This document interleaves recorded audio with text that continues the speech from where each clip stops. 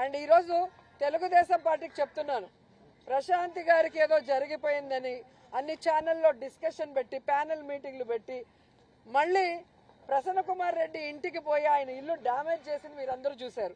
Police స్టేషన్లో వెంటనే కేసులు పెడతారు. కోర్టు కూడా ఏ విధంగా తప్పు పట్టిందో మనం చూసాం.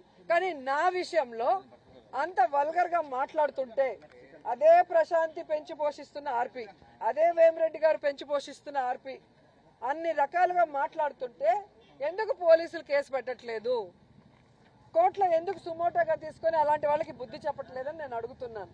ఈరోజు నా నియోజకవర్గంలో భానుప్రకాష్ అనేవాడు తండ్రి పేరు చెప్పుకొని రాజకీయాల్లోకి వచ్చాడు. మేము కష్టపడి పైకి వచ్చిన వాళ్ళు. అలాంటి వాడితో కూడా లోకేష్ గారు నన్ను ఈరోజు మాట్లాడిస్తున్నారు. మరి దీని గురించి ఎందుకు ఏ ఛానల్లో కూడా ప్యానల్ డిస్కషన్ చేయట్లేదు? మేధావులు విశ్లేషకులు ఎందుకు కూర్చోవట్లేదు?